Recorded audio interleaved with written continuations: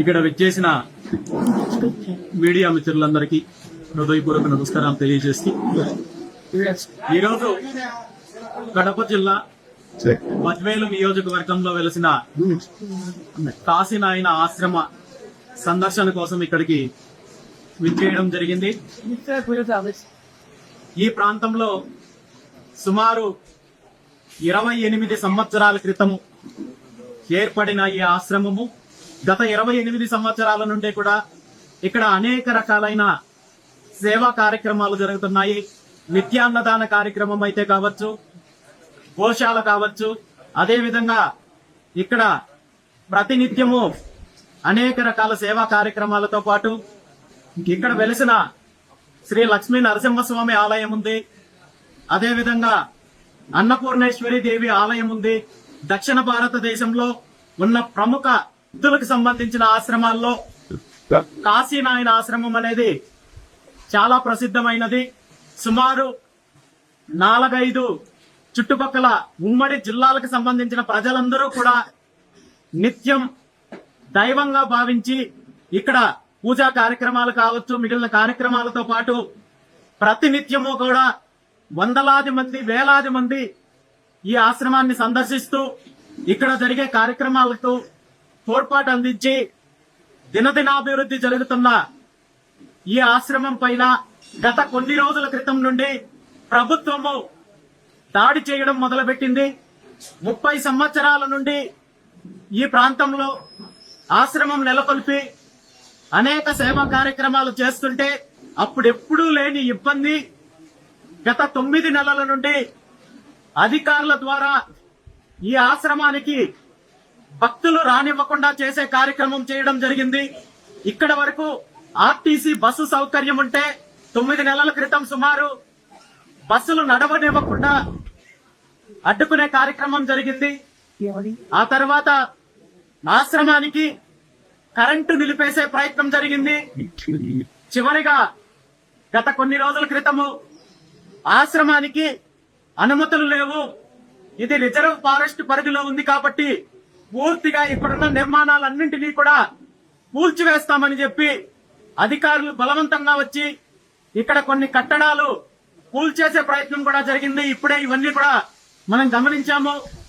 ఇక్కడ ఉన్న కళ్యాణ కట్ట కావచ్చు, అదేవిధంగా భక్తుల కోసం నిర్మించిన వసతి సౌకర్యానికి సంబంధించిన భవనాలు కావచ్చు, గోశాల కావచ్చు, పూర్తిగా కూల్చివేసే ప్రయత్నం చేశారు. ఇది చాలా దారుణమైన అంశం అని చెప్పి ఈ సందర్భంగా నేను తెలియజేస్తున్నాను. ఎందుకంటే ఈ ఆశ్రమంలో కార్యక్రమాలు, నిర్మాణాలు ఈ రోజు కొత్తగా చేపట్టినవి కాదు. 28 సంవత్సరాల నుండి నడుస్తున్న ఈ కార్యక్రమాలకు మరి ఆ రోజు ఎప్పుడు అధికారులకు ఇది రిజర్వ్ ఫారెస్ట్ అనే విషయం గుర్తుకు రాలేదా? మరి అప్పటి నుండి జరుగుతున్న కార్యక్రమాలను ఇప్పటికిప్పుడు వచ్చి బలవంతంగా కూల్చివేసే ప్రయత్నం చేస్తున్నారంటే దీని వెనుక ఎవరు ఉన్నారు, దీనిని ఎవరు ప్రోత్సహిస్తున్నారో కూడా ప్రజలకు తెలియాల్సిన అవసరం ఉంది.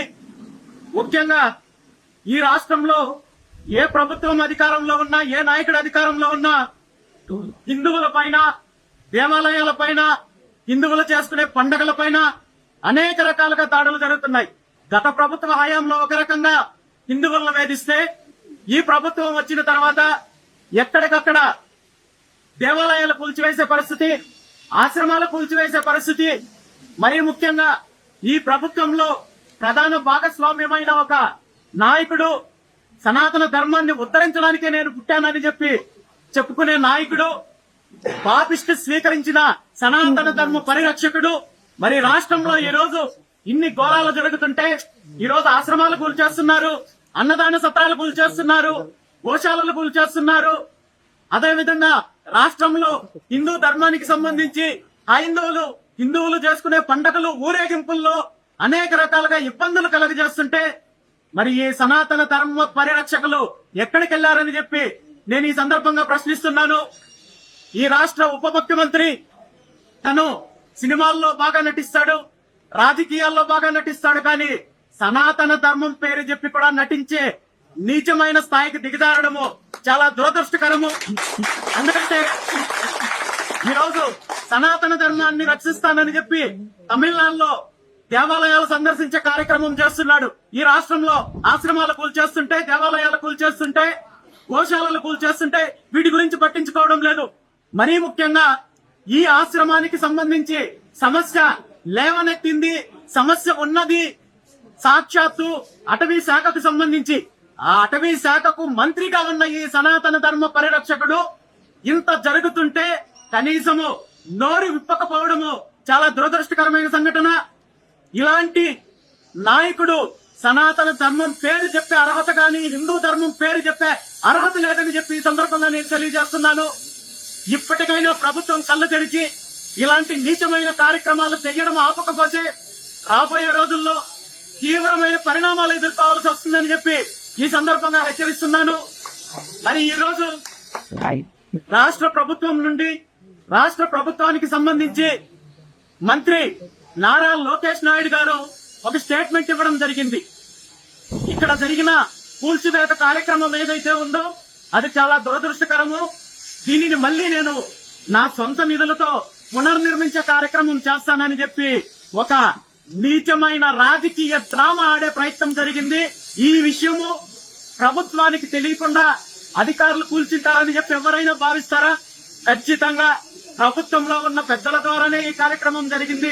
ఇప్పుడు మళ్ళీ సానుభూతి పొందడానికి ఏదైతే ఈ చుట్టుపక్కల ప్రాంతాల వాళ్ళు పూర్తిగా వ్యతిరేకిస్తున్నారు, ప్రజల్లో వ్యతిరేకత వచ్చిందని చెప్పి తెలిసిన తర్వాత ఈ రోజు మళ్ళీ రాజకీయ డ్రామాలు ఆడడానికి, తాత్కాలికంగా ఇక్కడున్న పరిస్థితుల్ని శాంతింపజేయడానికి ఇలాంటి తప్పుడు స్టేట్మెంట్లు ఇస్తున్నారు తప్ప వీళ్ళలో నిజంగా చిత్తశుద్ధి ఉంటే ఈ రోజు ఇంత దూరం వచ్చి ఇక్కడ కట్టడాలు కూల్చేసే పరిస్థితి వచ్చిండేది కాదు. ఇప్పటికైనా రాజకీయ డ్రామా ఆడేది ఆపుకొని ఇలాంటి నీచమైన చర్యలు చేయడం ఆపుకోకపోతే రాబోయే రోజుల్లో ఖచ్చితంగా కూటమి ప్రభుత్వము చాలా తీవ్రమైన పరిణామాలు ఎదుర్కోవాల్సి వస్తుందని భావిస్తూ తెలియజేస్తూ, ఈ సమస్యకు సంబంధించి కేంద్ర అటవీ శాఖ పరిధిలో ఉందంటున్నారు కాబట్టి ఖచ్చితంగా నా వంతు ప్రయత్నంగా కేంద్ర అటవీ శాఖ మంత్రి భూపేంద్ర యాదవ్ గారిని కలిసి ఇక్కడున్న సమస్యను తెలియజేసి ఖచ్చితంగా దీనికి పరిష్కార మార్గాన్ని ఇచ్చేంత వరకు కూడా పోరాడతానని చెప్పి ఎందుకంటే ఇక్కడికి వచ్చిన తర్వాత స్థానిక ప్రజలు, నాయకులు చాలా స్పష్టంగా తెలియజేశారు. ఈ ఆశ్రమానికి సంబంధించి నష్టపరిహారము ఏదైనా సరే ఈ అటవీ శాఖ సంబంధించి చెల్లించడానికి కానీ, లేదా దానికి ప్రత్యామ్నాయంగా 1కి 2 3 4 భూమి ఇవ్వడానికి కూడా ఈ ప్రాంత ప్రజలు సిద్ధంగా ఉన్నారని తెలియజేసిన తర్వాత అధికారులు కూడా దీనికి సంబంధించి ప్రపోజల్స్ ఉన్నత వర్గాలకు పంపించినట్టయితే ఇంత దూరం వచ్చిండేది కాదు.